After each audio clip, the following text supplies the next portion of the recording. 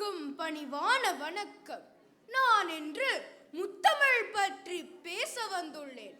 உலகிலே பல மொழிகள் தோன்றின, வளர்ந்தன, காலத்தீயிலே கருகி அழிந்தன.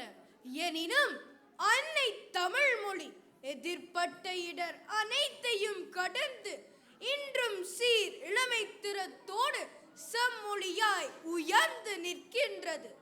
தமிழ் சான்றோர் பலர் சில ஆயிரம் ஆண்டுகளுக்கு முன்பே சங்கம் அமைத்து தமிழ் மொழியை வளர்த்தனர். அதனாற்றால் பண்டைய இலக்கியங்களை சங்கத்தமிழ் இலக்கியங்கள் என்கிறோம். தமிழை வகுத்து தொகுத்த சான்றோர் தமிழ் மொழியை இயற்தமிழ், இசைத்தமிழ், நாடகத்தமிழ் என மூன்றாக வகை செய்து போற்றினர்.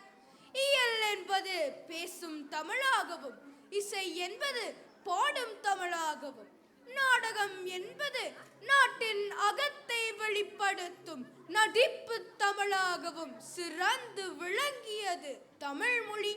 அழியா பெருஞ்சிறப்புகள் பல தமிழ் மொழிக்கு உள்ளன. இச்சிறப்புகளால் செம்மொழி என்ற உயர் தகுதியை தமிழ் பெற்றுள்ளது. தமிழ் மொழியின் பன்முகச் சிறப்பை பல சான்றோர் போற்றியுள்ளனர்.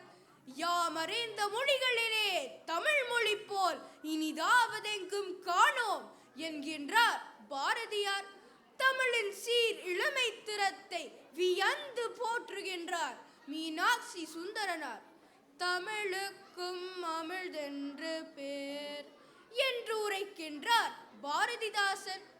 தமிழ் மொழி எமக்கு தாய்மொழியாக வாய்த்திருப்பது நாம் செய்த பேறு. தமிழை போற்றுவோம், தமிழராய் வாழ்வோம்.